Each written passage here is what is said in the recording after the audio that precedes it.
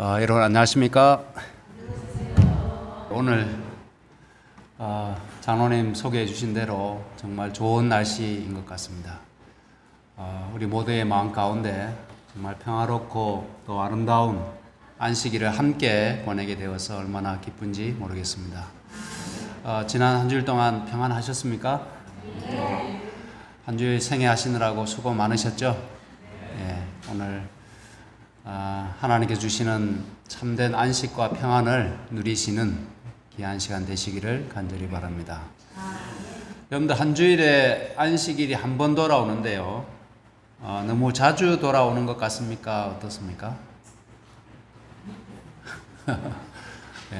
안식일이 여러분에게 참 기쁨의 날이 되고 계신가요? 정말 그렇게 되셨으면 참 좋겠습니다.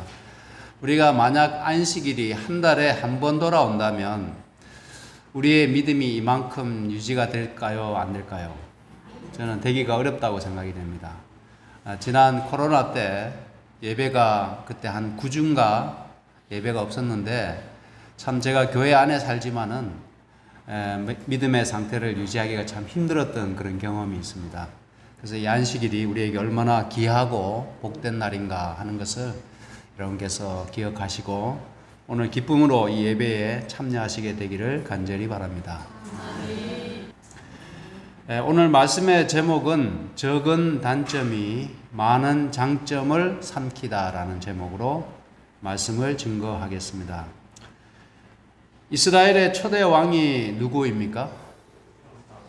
사울이죠.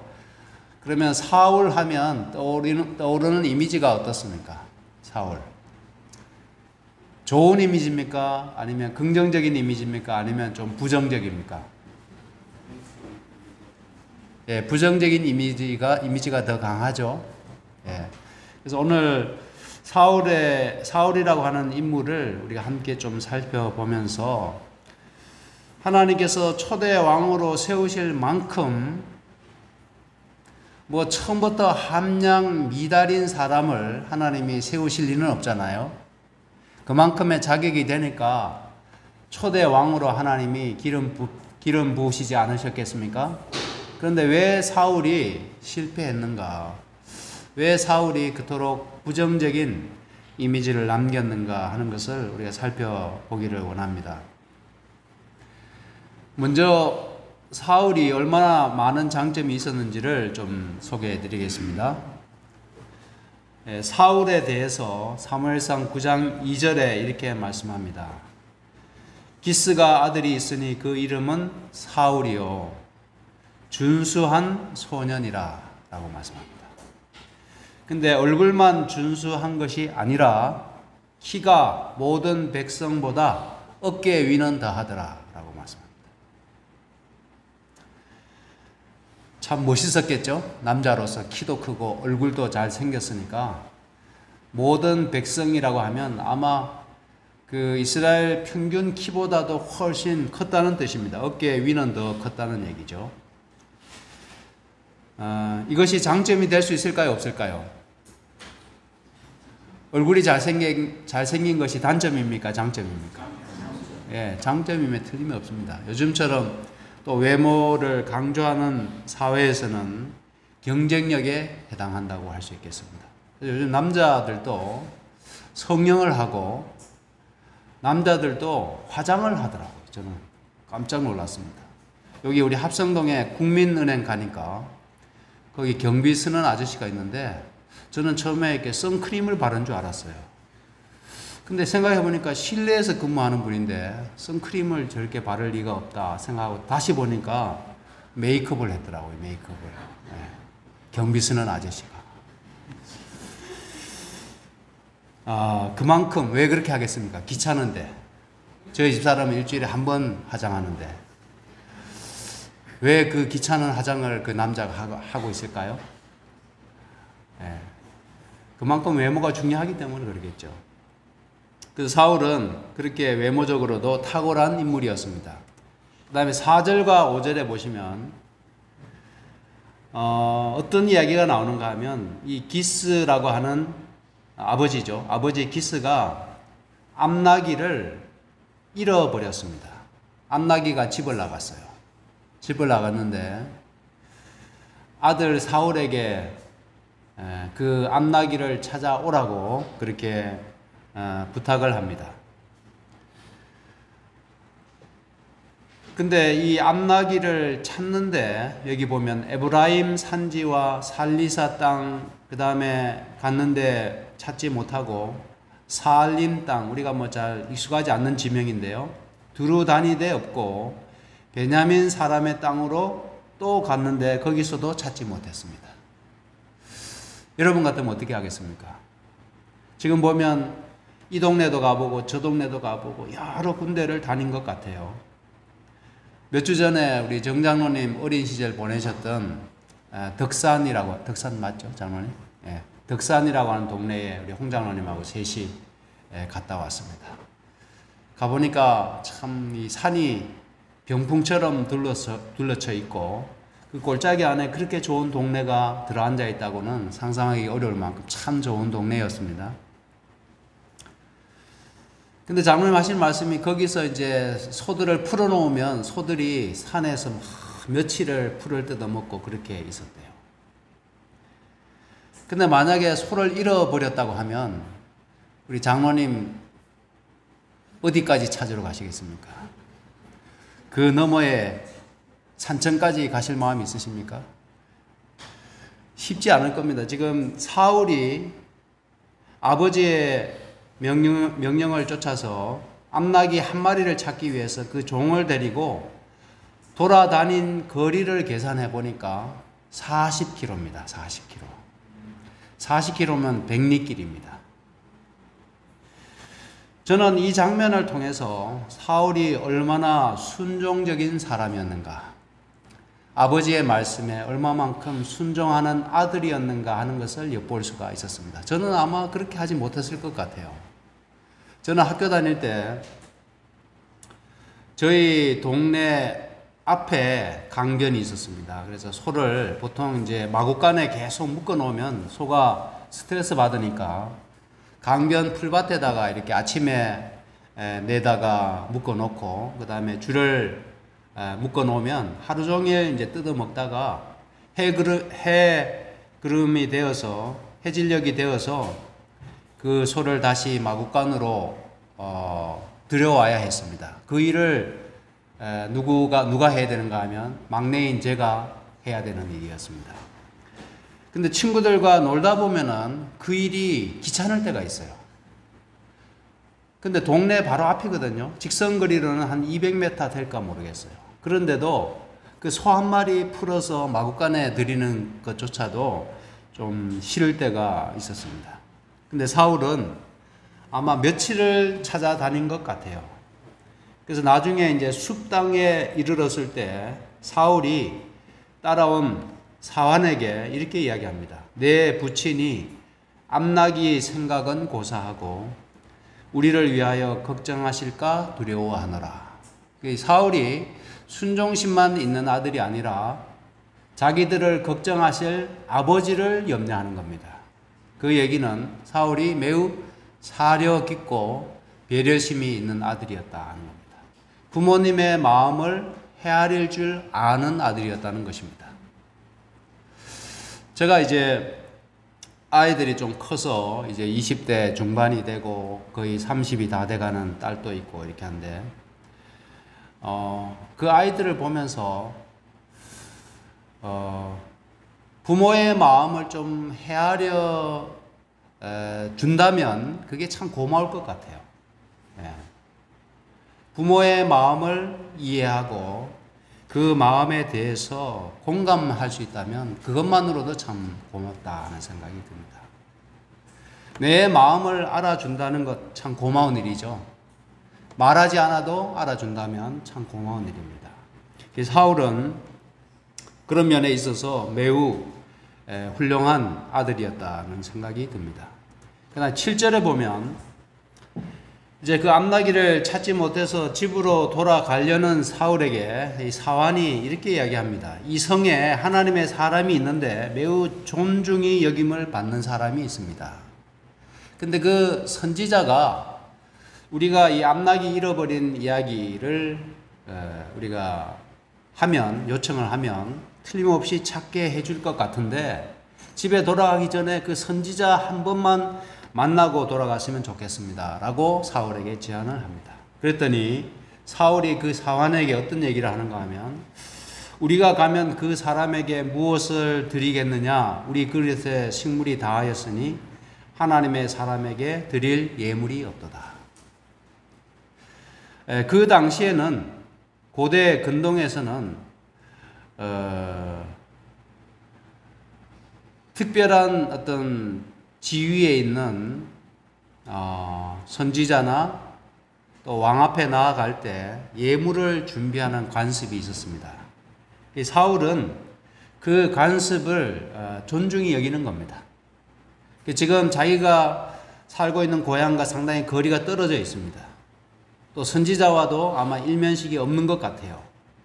그럼에도 불구하고 그 당시에 풍속, 관습을 존중히 여기는 것을 보게 됩니다.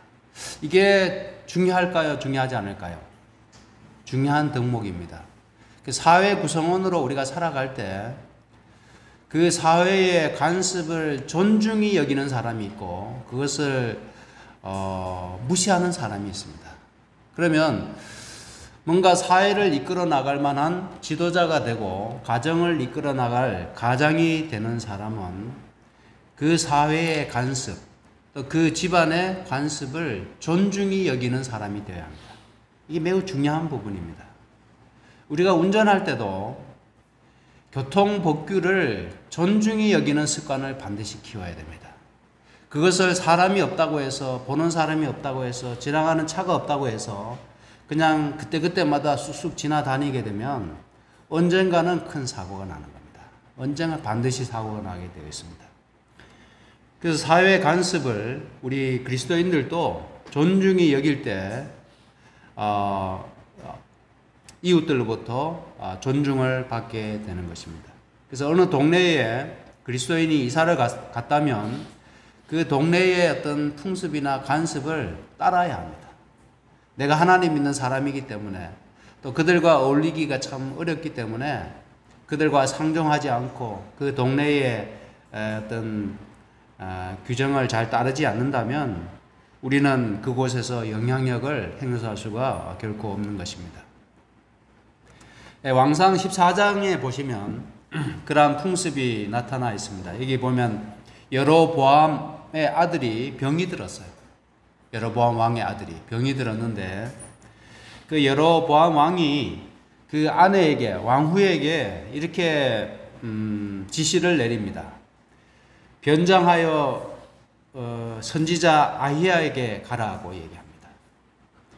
대신에 변장을 하라는 것은 뭔가 하면 여로보암의 아내, 즉 왕후임을 알지 못하게 하고 선지자 아히야를 찾아가서 우리 아들이 병이 들었는데 그 병을 좀 고칠 수 있도록 도움을 요청하라고 이야기를 합니다. 그러면서 하는 말이, 그대의 손에 떡 10개와 과자와 꿀 한 병을 가지고 그에게로 가라. 이것이 뭐에 해당하는 겁니까? 예물에 해당하는 것이죠. 성경에 보면 곳곳에 그러한 이야기가 나옵니다. 왕하 4장 42절에도 한 사람이 엘리사에게 바알 살리사에서부터 와서 만나기를 청하는데 처음 익은 식물 곧 보리떡 20개와 또 자루에 담은 채소를 하나님의 사람에게 드린지라, 이렇게 얘기를 하죠. 그래서 엘리사에게 나오는 사람도 예물을 가지고 이렇게 나오는 것을 보게 됩니다. 그래서 사울이 지금 염려하는 부분이, 자기네들이 며칠 동안 암나기를 찾아다니다가 우리 그릇에 식물도 남아있지 않는데 빈손으로 하나님의 사람에게, 선지자에게 찾아가기가 곤란하다라고 이렇게 이야기하는 걸 봅니다. 이런 것을 보게 될 때 사울이 어떤 인물이었는지를 알 수가 있죠. 그다음 16절에 보시면 그가 하나님의 섭리하에 있었습니다. 이것은 매우 큰 장점입니다. 내일 이맘때에 내가 베냐민 땅에서 한 사람을 너에게 보내리니, 하나님께서 선지자에게 미리 말씀을 하시는 겁니다. 너는 그에게 기름을 부어 내 백성 이스라엘의 지도자를 삼으라. 이 일이 마치 기스 가문에 암나기가 집을 나가서 뭔가 그 암나기를 찾는 일이 주된 이야기처럼 보여지죠. 사람의 눈에는. 지금 암나기를 찾아 나서는 일이 큰 어떤 이슈고 타픽인 것 같지만은 하나님께서는 그 일을 통하여 선지자와 사울을 만나게 하시고 그에게 기름을 부어 이스라엘의 지도자를 삼도록 하나님께서 섭리하셨다는 겁니다. 그 사울은 하나님의 섭리 아래 있었다는 것이죠. 그래서 이것은 사울이 누릴 수 있는 매우 큰 특권이었고 장점이었습니다. 여러분과 제가 살아가면서 하나님의 섭리 하에서 살아가는가? 하나님의 계획 속에서 살아가는가? 아니면 그냥 눈에 보이는 대로 인간적인 계획이나 욕심과 목적에 따라서 그렇게 살아가는가 하는 것을 우리가 곰곰이 생각해 볼 필요가 있습니다. 우리가 어떻게 살아가든지 우리의 인생을 하나님의 섭리 하에 우리의 인생을 살아간다면 우리는 복된 인생을 살아가는 사람들입니다. 우리가 그렇게 살아가도록 하나님께 우리의 인생을 드리고 우리의 마음을 드려야 되겠습니다. 17절에 보겠습니다. 사무엘이 사울을 볼 때에 여호와께서 그에게 이르시되 보라 이는 내가 너에게 말한 사람이니 이가 내 백성을 통할하리라 하시니라. 사무엘이 한 번도 사울을 만나본 적이 없기 때문에 이제 이 사울이 사환과 함께 선지자에게 딱 나오고 있었습니다. 암나기를 좀 찾아 달라고 요청하기 위해서. 그런데 하나님께서 사무엘에게 말씀하시기를 바로 저 젊은이가 앞으로 이 나라를 통치할 왕이 될 테니 기름을 부으라고 말씀하시는 겁니다. 그래서 사울은 특별한 하나님의 섭리 아래 있었다는 사실을 우리가 확인하게 되는 것이죠. 그 다음에 20절과 21절에 보시면 사울의 장점 중에 그가 매우 겸손한 사람이었음을 알 수가 있습니다. 사무엘이 그에게 이렇게 이야기합니다. 사흘 전에 이런 너의 암나기를 염려하지 말라 찾았느니라. 온 이스라엘에 사모하는 자가 누구냐? 너와 너의 아비의 온 집이 아니냐. 사무엘이 이렇게 얘기합니다. 암나기 걱정하지 말고 지금 너와 너의 아비의 온 집은 이스라엘의 사모의 대상이라고 하는 이야기를 합니다. 온 이스라엘의 사모를 받는 대상임을 사무엘이 사울에게 이야기하는 겁니다. 그랬더니 사울이 뭐라고 얘기하는가 하면 나는 이스라엘 지파의 가장 작은 지파 베냐민 사람입니다. 나의 가족은 베냐민 지파 모든 가족 중에 가장 미약합니다. 이렇게 얘기를 해요. 근데 성경의 소개를 보면 이 앞부분에 기스에 대해서 뭐라고 소개하는가 하면 베냐민 지파에서 유력한 사람이라고 소개를 합니다. 즉 다시 말하면 베냐민 지파 중에서 사울의 아버지가 되는 기스는 매우 유력한 인물이었다는 겁니다. 그럼에도 불구하고 사울은 자기와 자기 집안이 매우 미미한 집안 출신이라는 사실을 이야기합니다. 이것은 그가 교만한 사람이 아니라 겸손한 인물이었음을 우리에게 말씀해 주고 있습니다. 우리가 큰 사람이 되는 데 있어서 겸손은 매우 중요한 덕목입니다. 겸손하지 않다면 우리가 하나님의 일을 하는 데 있어서 가장 기본적인 자격이 갖추어지지 않았다고도 볼 수 있겠습니다. 우리가 아무리 잘나도 아무리 많은 달란트가 있고 아무리 이렇게 유능한 사람이라 할지라도 사람들로부터 매우 거만하다는 평을 듣는다면 그 사람의 영향력은 제한적일 수밖에 없습니다. 그런데 그렇지 않겠습니까? 그런데 저 사람은 달란트도 많고 능력도 있는데 참 사람이 겸손하다는 평가를 받는다면 그는 더 큰 일을 할 수 있을 뿐만 아니라 매우 영향력을 행사하는 주의 종이 될 수가 있는 것입니다. 그런 측면에서 사울은 매우 겸손한 인물이었습니다. 우리가 보통 사울에 대해서 부정적인 이미지를 많이 가지고 있는데 한 말씀 한 말씀 자세히 들여다보니까 사울에게도 많은 장점이 있었다는 사실을 우리가 알게 되는 겁니다. 조금 더 보겠습니다. 사무엘상 10장에 가보시면 이제 사무엘이 백성들의 요구에 의해서 이방 나라들처럼 왕을 세우기 위해서 한 지파에 1000명의 사람들을 뽑았습니다. 가까이 나오도록 명령을 했습니다. 그러면 12지파니까 몇 명이 나왔을까요? 12,000명이 모였습니다. 그 자리에서 이제 제비를 뽑기 시작한 겁니다. 제비를 뽑다 보니까 나중에는 베냐민 지파가 뽑혔고 베냐민 지파 중에서 기스의 아들 사울이 뽑혔습니다. 자, 인물도 준수하고 그 다음에 아버지는 유력한 인물이고 다른 사람들에 비해서 빠지는 게 없어요. 그럼에도 불구하고 사울이 왕으로 제비 뽑혔을 때에 당당하게 나선 것이 아니라 어디에 숨었습니까? 막상 그를 찾아보니까 찾지 못했어요. 왜냐하면 행구 사이에 숨어 있었다는 겁니다. 행구는 그때 많은 사람들이 이제 그 자리에 모였는데 여행하기 위한 짐꾸러미라고 합니다. 사람들이 모이는 자리에 뭐 여러 가지 짐을 가지고 왔을 텐데 그 짐 사이에 그 키 큰 사람이 숨어 있었어요. 왜냐하면 자기 자신이 왕이 될 만한 자격이 없다고 생각했기 때문에 그렇습니다.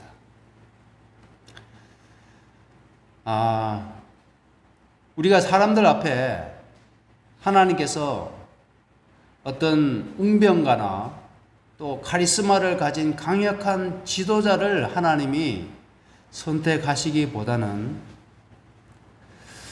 겸손하고 때로는 부끄러워하기까지 하는 그런 인물들을 하나님께서 택하셔서 종종 당신의 종으로 쓰시는 것을 보게 됩니다. 그래서 매우 멘탈이 강하고 자부심이 강한 사람을 하나님이 쓰시지 못하는 이유는 그가 하나님의 뜻에 온전히 굴복하기가 어렵기 때문입니다. 그래서 자아가 강하고 자부심이 강하고 자만심이 있는 사람은 주께서 쓰시기에 적합한 인물이 되기가 어렵다는 것입니다. 그래서 하나님께서는 항상 약하고 항상 부족한 사람을, 배우지 못한 사람을 하나님께서 불러서 주의 종으로 쓰시는 것을 성경에서도 많이 보게 됩니다. 그래서 사울은 바로 그런 인물이었습니다.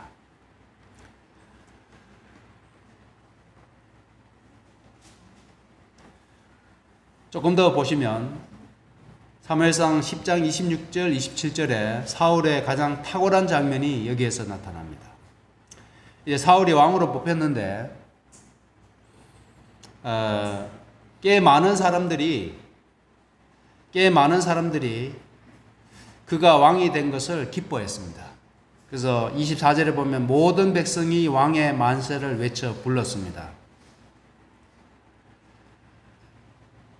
여기서도 이렇게 말씀하셨죠.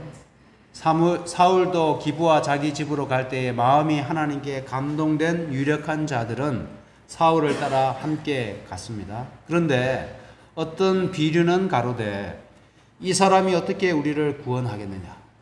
이 사람이 왕으로 뽑혔는데 행구 사이에 숨는 저 사람이 어떻게 우리를 구원하겠느냐 하고 멸시하며 예물을 드리지 아니했습니다. 공개적으로 사울이 무시를 당한 것이죠. 근데 사울이 어떻게 처신했는가 하면 그러나 그는 뭐 했다고요? 잠잠했습니다. 저는 이 장면이 사울의 탁월한 그가 가진 장점에 가장 최고에 해당하는 장면이라고 생각이 됩니다. 우리가 무시당하고 조롱당할 때 참는 것은 참 쉽지가 않습니다.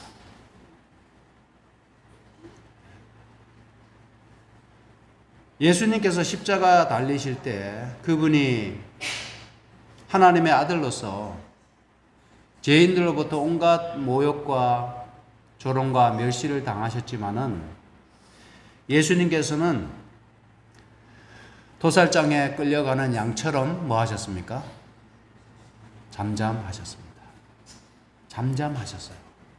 사울도 여기서 보시면 그는 잠잠했습니다. 여러분들은 만약 그런 상황을 맞이한다면 침묵할 자신이 있으십니까? 없으십니까? 우리 교회 생활하면서도 어느 집사님이 나를 무시하면 참기가 쉽습니까? 어렵습니까? 누가 나를 보면서도 인사도 안 하고 요즘 아이들 하는 말로 쌩 까면 기분이 나빠요? 안 나빠요? 기분이 나쁘죠. 뭐 인지상정이 아니겠습니까? 그러나 우리가 공개적으로 무시를 당하고 멸시를 당한다 할지라도 잠잠할 수 있는 그런 덕성을 우리가 함양을 해야 되겠습니다. 우리에게는 없는 거니까요. 예. 우리에게는 그런 달란트, 그런 기질이 부족하지 않습니까? 그래서 우리가 그것을 키워나가야 하는 겁니다. 오늘 교과 공부하면서, 행복반에서 교과 공부하면서 어떤 공격이나 어떤 그런 비난이 다가올 때 참는 것, 그 순간에 참고 인내하는 것이 얼마나 필요하고 중요한지를 나누었습니다. 그러면 그 순간을 모면하게 되면 상황이 달라지잖아요. 그죠? 시간이 지난 다음에 내가 하고 싶은 말을 하게 되면 훨씬 더 상황을 잘 관리할 수 있게 되는 것입니다. 근데 대부분의 사람들이 작은 일에도 불구하고 일을 크게 만드는 이유는 여기서 사울처럼 잠잠하지 못하고 대받아치기 때문에 그렇습니다. 즉각적으로 반응하기 때문에 그런 겁니다. 우리가 이런 면만 주의 깊게 조심한다면 우리의 가정생활이나 교회생활이나 대인관계에 있어서 큰 혜택을 보게 될 것입니다. 여러분들 그렇게 하시겠습니까? 아멘이 약하네요. 저도 이 말씀을 전하면서 좀 그렇게 살아보도록 노력을 하겠습니다. 무시당할 때, 멸시당할 때 예수님처럼, 사울처럼 그 순간 잠잠하면 참 좋겠습니다. 그게 그리스도인의 모습입니다. 바로 공격하고 바로 대응하는 것은 그것은 예수의 참 제자의 모습이 아닌 것입니다. 사울의 장점 또 하나는 리더십인데요. 사무엘상 11장으로 넘어가면 암몬 사람 나하스가 길르앗 야베스를 이제 공격하게 됩니다. 진을 치게 되는데 아마 꽤 많은 군대가 몰려온 것 같습니다. 그랬더니 야베스 모든 사람이 이 암몬 사람 나하스에게 항복을 합니다. 어떻게 하는가 하면 우리가 언약하자 그러면 우리가 너희를 섬기리라. 이렇게 항복을 하게 됩니다. 이때는 아직도 사울의 왕권이 확립이 되지 못했고 왕국의 초기 단계였습니다. 그러한 상황에서 이제 암몬 군대가 쳐들어온 겁니다. 그러다 보니까 백성들이 두려워서 바로 그냥 항복을 하려고 했습니다.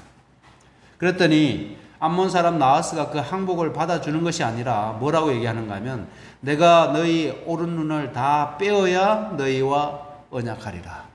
너희 눈을 한 짝씩 다 뺀다고 하면 내가 이렇게 평화 조약을 맺어줄게. 이렇게 모욕을 하는 겁니다. 그랬더니 야베스 장로들이 뭐라고 얘기하는가 하면 우리에게 나하스 적장에게 우리에게 7일을 좀 시간을 달라고 요청을 하죠. 그 기간 동안 이스라엘 온 지경에 사자를 보내어서 우리를 구원할 자가 없다면 당신에게 다시 나아가겠습니다. 눈을 빼더라도 우리가 다시 당신에게 나아가겠습니다. 우리를 구원할 자가 이스라엘 지경 안에 7일 안에 찾는다면 우리가 그렇게 하지 않겠지만은 찾지 못한다면 당신의 말대로 우리가 눈을 빼고서라도 당신과 화친하고 싶습니다. 이렇게 야베스 장로들이 이야기를 하게 됩니다. 6절과 7절에 보면 사울이 그 말을 들었어요. 밭에서 소를 몰고 오다가 백성들이 울고 있는 겁니다. 통곡을 하는 그러한 장면을 보게 됩니다. 도대체 무슨 일입니까? 무슨 일이냐? 이렇게 물었을 때 백성들로부터 그 상황을 전해 듣게 되었습니다. 사울이 이 말을 들을 때에 하나님의 신에게 크게 감동되어서 노가 크게 일어났습니다. 그래서 자기가 몰고 오던 소 한 겨리를 치해서 각을 뜨고 이스라엘 지경에 두루 보내면서 뭐라고 얘기하는가 하면 누구든지 나와서 사울과 사무엘을 쫓지 아니하면 그 소들도 이와 같이 하리라 하였더니 여호와의 두려움이 백성에게 임함에 그들이 한 사람같이 나왔습니다. 각을 떠서 이스라엘 지경에 보내서 지금 암몬 사람으로부터 이렇게 모욕을 당하고 있는데 우리가 맞서 싸우자고 하는 결의를 보여준 것이죠. 그래서 사울과 사무엘을 쫓지 아니하면 이 소들이 각을 뜬 것처럼 너희들도 그렇게 될 것이다 라고 그렇게 이스라엘 지경에 전가를 하게 됩니다. 그랬더니 사울의 요청에 의해서 이스라엘 자손이 나왔는데 무려 얼마나 많이 나왔는가 하면 30만 명이 나왔습니다. 30만 명이. 유다 사람이 3만, 그 중에 3만 명이 나왔어요. 사울이 리더십이 있습니까? 없습니까? 있는 상황이죠. 그가 비록 부끄러움도 있고 겸손한 사람이었지만은 그 위기 상황에 지도자로서의 리더십을 확실하게 보여주는 겁니다. 강력한 리더십을 발휘했습니다. 싸웠는데 어떻게 되었을까요? 이스라엘이 승리를 하게 되었습니다. 그리고 백성들에게 이야기하기를 전쟁하기 전에 9절에 보시면 내일 해가 더울 때에 너희가 구원을 얻으리라. 확신을 가지고 하나님께서 우리와 함께 하실 것을 믿고 확신을 가지고 백성들에게 너희가 해가 더울 때에 구원을 얻으리라 라고 하는 확신에 찬 말을 하게 됩니다. 지도자의 이러한 확신에 찬 말은 백성들에게 큰 확신과 안심을 주었습니다. 그것은 지도자의 매우 중요한 덕목이죠. 될지 말지, 구원받을지 말지 이런 말을 해서는 안 됩니다. 그래서 우리 교회의 영적인 지도자들도 우리 장로님들도 목회자도 마찬가지로 때로는 상황이 위기의 상황을 맞이한다 할지라도 말씀에 있어서는 항상 확신에 찬 말씀, 믿음의 말씀을 해야 합니다. 네. 상황이 어렵더라도 우리는 항상 긍정적이고 확신에 찬 말을 할 때 백성들이 안심하고 따라오게 되는 겁니다. 사울은 이런 자질이 있었습니다. 이런 장점이 있었습니다. 제가 볼 때는 매우 많은 장점이 있는 인물이었음에 틀림이 없습니다. 11절에 보면 암몬 사람을 치매 남은 자가 다 흩어져서 둘도 함께 한 자가 없었더라. 그렇게 기세등등했던 암몬도 사울의 진두지휘하에 뭉친 이스라엘 백성 앞에 철저하게 패하고 말았습니다. 12절 13절에 사울의 또 다른 정말 아름다운 장면이 나옵니다.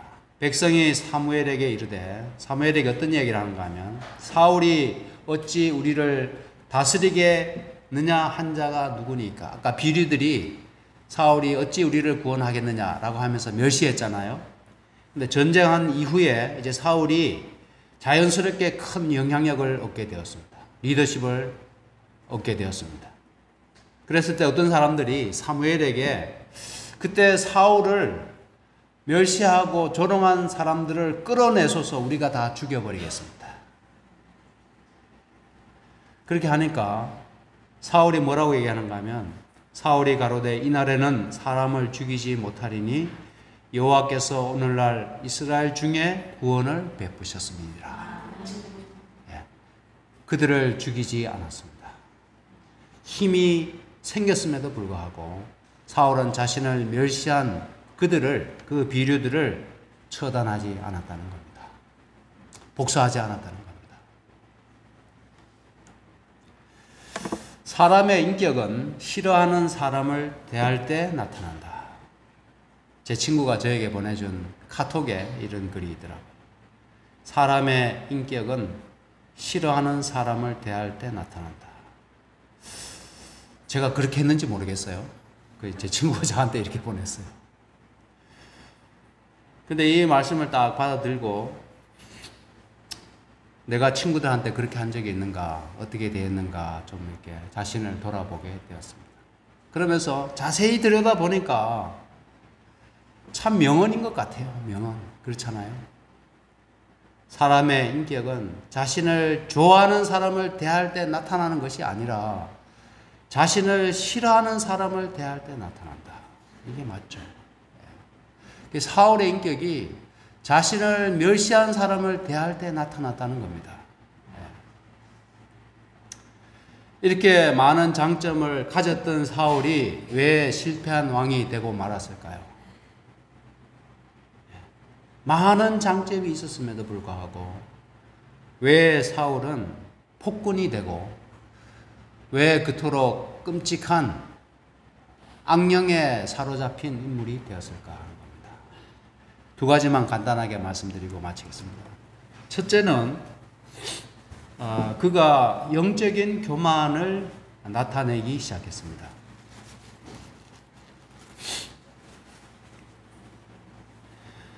여러분이 잘 아시는 것처럼 사무엘이 7일 뒤에 오겠다고 기다리라고 했는데 백성이 흩어지기 시작하니까 번제와 화목 제물을 가져오게 하여서 자신이 직접 번제를 드린 사건이 있었습니다. 누구를 기다리지 못했습니까? 사무엘 기다리지 못했어요.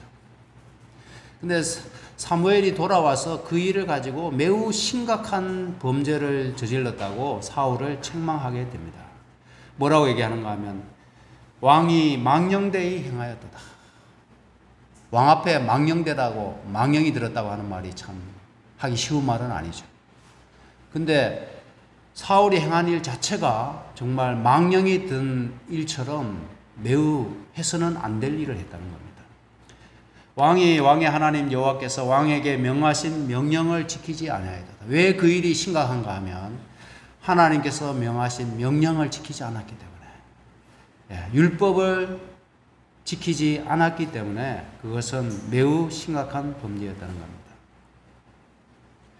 여호와께서 이스라엘 위에 왕의 나라를 영원히 세우고자 하셨는데 이 일로 인해서 왕이 이제 그 하나님의 계획에서 이제 제외되었다는 그런 선고를 받게 되죠. 그런데 또 하나는 아말렉과 전쟁 이후에 하나님께서 짐승들까지 다 죽이라고 말씀하셨는데 짐승을 보니까 살이 찌고 아주 이렇게 탐스러웠어요. 죽이기에는 너무 아까웠어요. 그래서 그 짐승들을 끌고 와서 전리품으로 삼고자 했습니다. 그때 또다시 이런 말을 듣습니다. 내가 사울을 세워 왕 삼은 것을 후회하노니 그가 돌이켜 나를 쫓지 아니하며 내 명령을 이루지 아니하였음이라 하신지라. 사무엘이 근심하여 온 밤을 여호와께 부르시니라. 두 번째 사건입니다. 그래서 이 두 가지 사건을 통해서 사울이 그가 왕이 된 이후에 매우 어떻게 보면 정말 해서는 안 될 그런 범죄를 하게 됩니다. 그 두 사건의 공통점은 뭔가 하면 하나님의 명령을 쫓지 않았다는 겁니다. 절대 권력의 왕이 되다 보니까 하나님께서 말씀하신 명령을 우습게 알았다는 겁니다. 이방의 왕들은 절대 권력을 가졌기 때문에 자기가 곧 법이고 자기가 곧 국가고 자기 마음대로 할 수 있었습니다. 사람을 죽이기도 하고 살리기도 했어요. 그런데 하나님 나라의 왕은, 하나님이 세우신 왕은 누구의 뜻에 복종해야 했습니까? 하나님의 뜻에 따라서 백성을 통치해야 했습니다. 근데 사울이 지금 누구 흉내 내고 있는가 하면 이방 왕의 흉내를 내고 있는 겁니다. 자기가 마치 하나님의 명령조차도 무시할 수 있는 위치에 있는 것처럼 그가 망령되이 행동하기 시작했다는 겁니다. 우리는 비록 왕은 아니지만은 하나님의 명령을 사울처럼 때로는 무시하고 때로는 순종하지 않고 내 판단과 내 기호와 내 의지대로 할 때가 얼마나 많습니까? 우리도 하나님의 명백한 말씀이 있음에도 불구하고 그 말씀에 순종하기보다는 내 판단, 내 해석, 내 뜻대로 할 때가 얼마나 많이 있습니까? 그것도 심각한 죄입니다. 우리가 그러한 습관이 있게 된다고 하면 우리도 사울처럼 아무리 많은 장점이 있다 할지라도 우리도 몰락할 수 있다는 겁니다. 작은 단점이. 향유에 파리 한 마리가 떨어졌어요. 그럼 그 향유를 쓸 수가 있습니까? 없습니까? 쓰지 못하게 되죠. 이미 오염이 됐기 때문에. 우리도 버리지 못하고 간직하고 있는 우리의 마음속 깊이 간직하고 있는 것이 많지 않아도 상관이 없어요. 단 한두 개의 범죄라 할지라도 죄라 할지라도 내가 하나님께서 버리라고 성령을 통해서 끊임없이 호소함에도 불구하고 그것을 끝끝내 내 마음 가운데 품고 있다면 그 한두 가지의 죄로 인해서 우리가 뭐 할 수 있다는 겁니까? 판을 댈 수 있다는 겁니다. 아무리 열심히 신앙하고 아무리 많은 재능이 있고 아무리 많은 일을 한다 할지라도 우리가 버리지 못한 하나님의 말씀에 따르지 않고 순종하지 아니한 그 작은 죄가 우리를 파멸시킬 수 있다는 사실을 우리가 꼭 기억했으면 좋겠습니다. 3상 16장 14절에 여호와의 신이 사울에게서 떠나고 이제 하나님의 신이 떠나는 겁니다. 하나님의 명령 따르지 않고 하나님을 쫓지 않으니까 하나님의 신이 사울에게서 이제 서서히 떠나가시는 겁니다. 여호와의 부리신 악신이 그를 번뇌케 한지라. 악신, 악령이 그를 사로잡기 시작했다는 뜻입니다. 여호와의 부리신이라는 뜻이 어떤 뜻인지 어제 밤에 말씀드렸죠. 하나님께서 악령을 부리는 그런 분은 아니시잖아요. 근데 하나님께서 떠나가시니까 악령이 들어왔다는 그런 의미입니다. 그 사울의 가장 큰 단점, 많지는 않았지만은 그가 가지고 있었던 두 가지 단점을 뽑으라고 한다면 하나는 영적인 교만이고 하나는 이것입니다. 자기애입니다. 자기애. 이것을 다른 말로 질투라고 할 수도 있고 열등의식이라고 할 수도 있고 피해의식이라고도 할 수 있습니다. 이것은 모두 자기애에 해당하는 것입니다. 전쟁 이후에 블레셋과의 전쟁 이후에 사울이 이제 개선 장군처럼 왕국으로 돌아오고 있는데 많은 여인들이 길가에 쭉 서서 노래, 춤추고 소고와 경세를 가지고 이렇게 왕을 환영하고 있었습니다. 여기 보시는 것처럼 파란 것이 보시는 것처럼 누구를 환영하고 있었습니까? 다윗을 환영하고 있었습니까? 사울을 환영하고 있었습니까? 사울을 환영하고 있었어요. 당연히 왕을 환영하겠죠. 근데 노래 가사를 잘 들어보니까 여인들이 뛰놀며 창화하여 가로되 사울의 죽인 자는 천천히요 다윗은 만만이로다 한지라.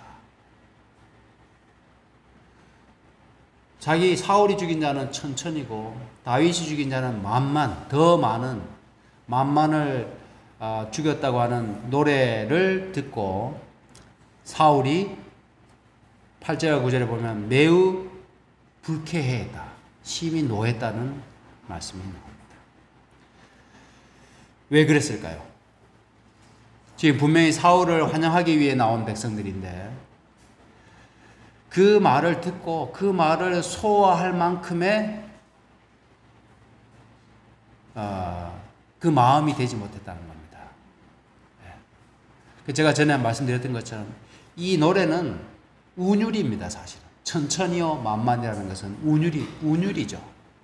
굳이 그것을 사울이 적게 죽였다, 다윗이 많이 죽였다는 뜻이 아니라 노래를 그렇게 하다 보니까 먼저 사울을 언급하고 그 다음에 다윗을 언급하는 것이 맞겠죠. 숫자도 얘기할 때 천천히요 만만히 운율이 맞잖아요. 근데 만만이여 천천히라 이렇게 할 수는 없지 않습니까? 근데 사울이 질투심, 시기심에 사로잡혀서 그 날 이후로 다윗을 다른 눈으로 보기 시작했습니다. 그것이 그의 파멸을 급속하게 만들었어요. 그가 몰락하게 된 결정적인, 이제 어떻게 보면 완전히 내리막길을 걷게 된 사건이 되게 되었습니다. 그 이튿날 하나님의 부리신 악신이 사울에게 힘있게 내리게 되었습니다. 악령이 강력하게 사울을 사로잡기 시작했다는 뜻입니다. 이 두 가지 단점은 사울을 몰락하게 만든 중요한 결점이 되게 되었습니다. 여러분과 저에게는 사울이 가졌던 그런 단점이 우리에게는 없는가 한번 돌아보게 되시기를 바랍니다. 장점은 사울과 다르다 할지라도 단점은 사울과 같은 단점을 우리도 가지고 있을 수 있습니다. 자기애, 이게 참 문제거든요. 남으로부터 무시당하는 말을 듣고 견디지 못하는 성격이 있습니다. 그것은 자기에 대한 사랑이 너무 크기 때문에 그렇습니다. 또 어떤 상황 속에서, 관계 속에서 피해의식이나 열등의식이 있으면 어떤 말 한마디, 어떤 행동 하나가 그에게 상처가 되기 때문에 정상적인 어떤 생활과 신앙의 생활을 하지 못하게 하는 겁니다. 그래서 그것이 작은 것처럼 보이지만은 결과적으로 큰 신앙의 손실과 또 실패를 가져온다는 사실을 우리가 기억하면서 제가 볼 때도 여러분들은 많은 장점을 가지고 계십니다.